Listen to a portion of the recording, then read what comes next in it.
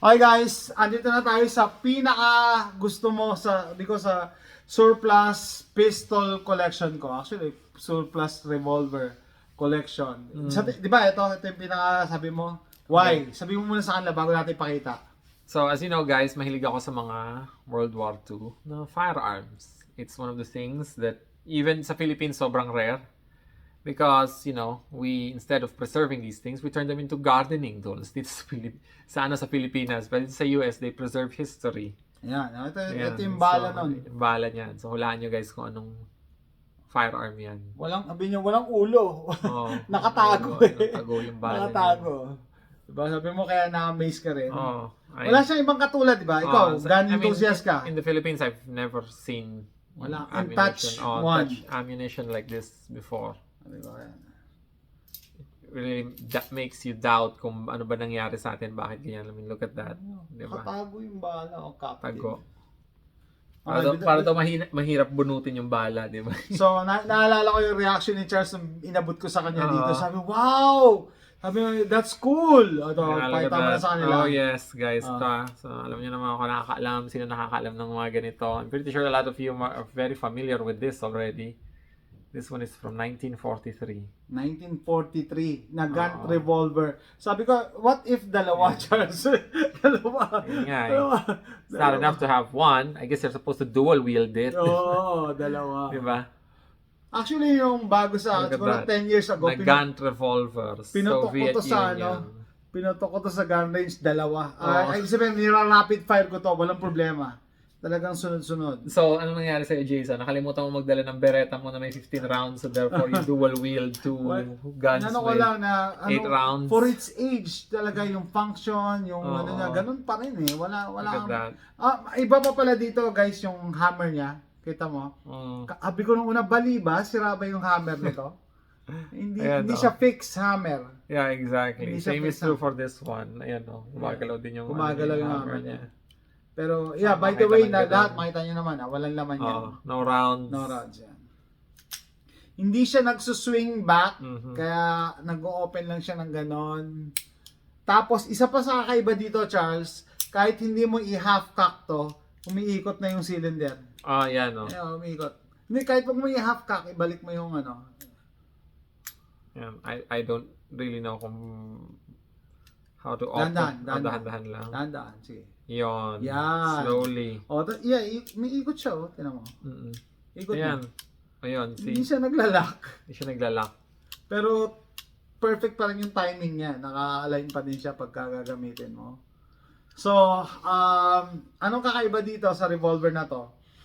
Sabi nila, ito lang yung revolver na pwede mong isuppress. Sabi mo, paano mo isuppress? Kasi yung bala mismo, kakaiba, nakatago. So, captured, no? Plus, yung cylinder nito, kada kalabit mo ng trigger, lumalapit sa barrel. So, nagkakaroon siya ng seal. So, may nag-comment, ay, hindi, ano pa rin yan. Well, tanongin yung sarili nyo, paano na naisip to? Hindi ko mapag-match yung period eh. Kasi, nung ginawa nila to, hindi pa yata na-invento yung silencer. Kasi hindi to suppress. Otherwise, tinred nila to. Tinry Diba? nila.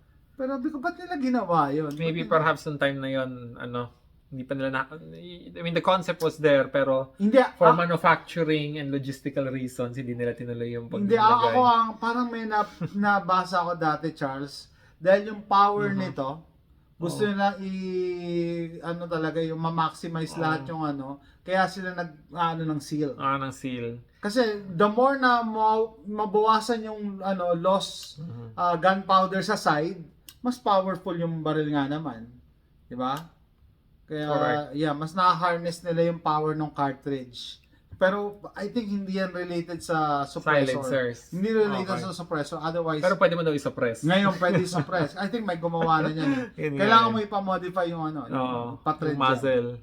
Yeah. Pero ito guys, kada kalabit mo ng lumalapit yung Ayan, no? Ayun lumapit Dumikit siya. Dumidikit dun eh. So if you take one of these, tinan nyo guys yung gap yung gap na to, ito. Check nyo yung gap na yan. You can clearly see that there's a gap May there. gap. Pero the moment you cock it, tinan nyo yung gap. Oh, pasok na siya. Kasi naka-usli din yung barrel dun Naka-Osli, di ba? Naka-Osli din siya. Correct. So, nagsisil siya eh. Sealed talaga. Oh, magkadikit na siya. Look at that. So definitely not the most ergonomic na Aha. pistol kasi pati naman yung grip niya ang nipis, di ba? Pero I mean, there's a reason kung bakit may legacy itong pistol. Napakalakas na legacy. Dalawang kamay Itong pa, Nagant. mag-dual wield ka. Mag-dual wield tayo, di ba? So guys, ayan na. So once upon a time, this is how they did 15 rounds. Or 16 rounds, di ba? Ayan. So tayo, ngayon yung mga pistol natin, we take for granted having 17 or 15 or 18 rounds in them. But once upon a time, if you wanted 16 rounds, this is how you did it. Ito Charles. Diba? Ano ba yan, Jason? Baka anti-aircraft ba yan? Ito Charles. Honestly, nung nakita mo to kanina, anong naramdaman? Anong pumasok sa isip mo? Actually, syempre, like all World War II firearms, I felt a sense of, respect and Yeah. honor on the legacy na yung pinagdaanan nito to get to where it is now. Diba? All of the fighting that it ever went through, yung history niya. I mean, look at this, guys. This is 1943. 1943. Yung sa'yo, 1939. 1939. So, Mas muna pa so isa. invasion ng Poland. Oh. Ito, mga ano na to, lagpas na ng Stalingrad na. Oh. 'Di ba? So And then sabi ko kay Charles, no, ang gumagamit lang nito mga officers. mga officers. Officers lang gumagamit nito. So, naglalagay sila ng lanyard dito para, kasi nakakabayo, Oo. kahit malaglag, hindi nila malulus yung revolver Correct. nila. And this was at the time na available na rin yung TT, yung Tokarev. Tokarev. Pero ginagamit pa rin to because alam mo naman guys pag at war you use whatever you have. Hindi, at saka pag Hindi yung mga officer gusto nila classic. Classic. Tsaka hindi ka namimili kung ano yung meron ka, you use it. So this is it's really sad na ngayon the US has already sanctioned Russia thoroughly, so wala nang papasok na bagong ganito. Yeah, at saka sa Unless, Pilipinas, Charles, antique firearms. Antique firearms Sa tingin again. kapag naka-acquire kayo ng ganito, gagamitin nyo ba to pang hold up ng bangko? Kasi yung value pa lang itself is napaka-importante na, Exactly. mahal na. Ba't mo siya gagamitin sa masama? Ba't mo siya gagamitin mang hold up ka? Makakuha ka lang ng 10 mil, 50 mil. Ito, almost impossible to acquire eh. Totoo. Diba? Wala. Ako nga dito sa US, wala na akong kung makakuha ka man is you will pay a high price para sa Exactly. mga ito. So, why use it sa masama? Which is, Diba? ako para sa akin, it's a source of frustration din sa akin yan in the Philippines because I've always wanted one of these things.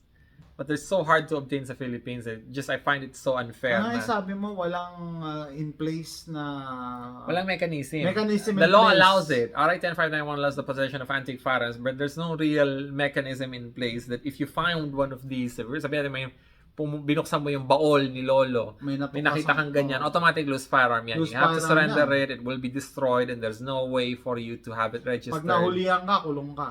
Kasi kung wala namang lisensya yan prior to the implementation of RA 10591, then, it's a loose firearm.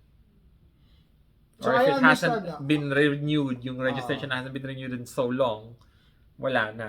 Ito pala, yung point of view naman na, so I understand yung mga, lalo na yung mga bago sa firearms. Siyempre, ang gusto nila, mga Glock, mga semi-autos. Yun. Meron din kasing appeal yung mga Exactly. antique firearms or surplus firearms. Lalo na pag nalaman yung history. And then, ma-appreciate nyo yung engineering involved, paano na nagawa Noong unang to. panahon, Nung wala unang pang panahon, CAD. Wala. Before CAD, Yan.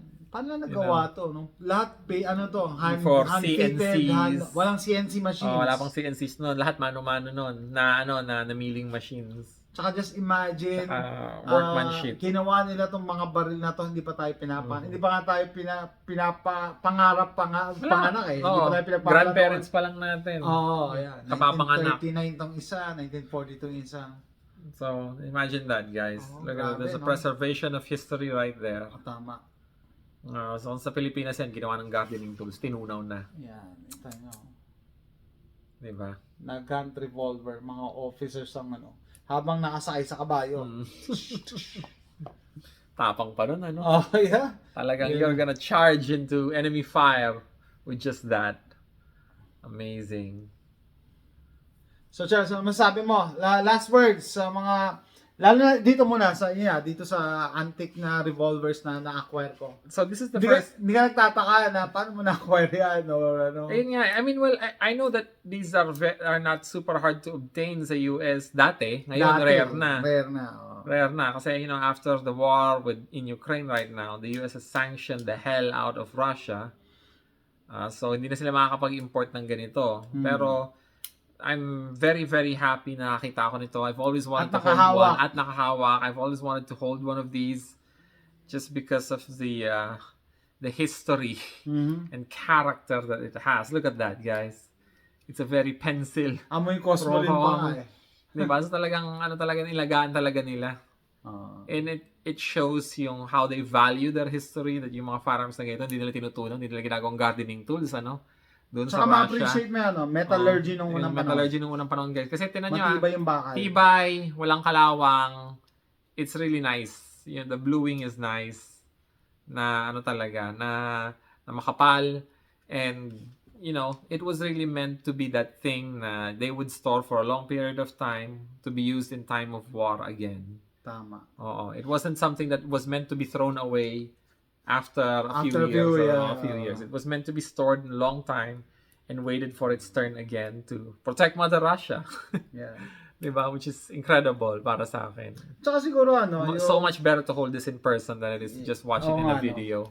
Kaya siguro Charles, yung if you appreciate history, iba yung nakita mo siya in person, mahawak, ganito pala. Parang parang nag-go back in time ka na imagine mo yung mga pinagdaan ng kamay nito. Yeah. Para how many battles did this thing fight? Diba? It's incredible to think kung ano yung pinagdaanan nito before it got here. So that's it, guys. So ito yung isa sa dalawa sa mga surplus firearms ko na parang nakaano kay Charles eh. Parang, ano yan, unique yan. Ayaw ko bitawan. Gusto ko yakapin habang natutulog. By the way, may pupuntahin tayo, Charles, na parang firearm museum. Firearm store siya, museum. Siyempre, ibang level din yung mga nila doon. Ma-appreciate mo yung mga displays nila. Pero sa collection ko, ito yung isa sa mga chine-cherish ko. Na siguro hindi rin matatapatan ng pera, no? Na ibig sabihin, kahit may mag-alok na bumili sa akin. Kasi it's different pag meron kang bagay, sabi ko sa iyo, di ba? Na meron ako, tas yung iba wala. Parang, hindi ako ganun kayaman, pero kita nyo, meron ako something na wala ka. Yun, di ba? Kahit sino yung maraming may baril dyan. Natutuwa ako dyan. I mean, well, it really only increases my determination to work for better gun privileges. Yes. Diba? I mean, look at that. It's so nice. Or mag-abroad ka na lang. Mag-migrate. Mag-migrate ka. Migrate. No. And another point of view, guys, no? Yung isa nagsasabi, masama yan, delikado yan, nakakamatay, Eto, sa tingin nyo, ba, pag binigyan kayo ng ganito, gagamitin, i-cherish nyo to, alagaan. You're not gonna use something like this to commit crimes, guys, kasi napakabihira ng bala. You're not gonna do it. Saan ka makakuha ng ganyan, no? Like, seriously. Magdadalawang isip ka, kayo, puputo ko ba to? Sayang naman hindi ko alam. Makakabili niyan. Saan ka uli makakabili ng ganitong bala? Pero once upon a time, no, yung Academy, sinil nila yung mga ganyan, bumili na ako a few boxes. Kasi nga, naisip ko in the future mawawala na. And lo and behold, ang hirap na rin nga maghanap ng ng round na to. Anyway, guys, ito lang isa sa mga firearm collections ko, surplus firearm collections na paborito ni Charles. Ito ba paborito mo sa mga pistols ko? Absolutely. So, the best of the best, very classic, very storied history. World War II. Diba? Went through all of that. Even World War I think. So, pwede. Yeah. So, ano talaga siya? It's really something to be in the presence of such legends. Diba? Ano sabi ko sa'yo? Control. See, that's ako yung walang control. Ako yung walang control. It's so unfair showing me all of these things and then you're telling me I should have control? Really? You are the one that needs control. Sabihin mo, Charles, you need an intervention. Hindi ka nga nakontento ng isa. Dalawa pa. Dalawa pa talaga. Oh, man. So, that's it, guys. Salamat sa pag-join sa akin. Kwentuhan lang tayo about surplus firearms. paboritong surplus pistol na nakita niyo dyan sa collection ko. Thanks for watching. Absolutely. Bye! Thanks.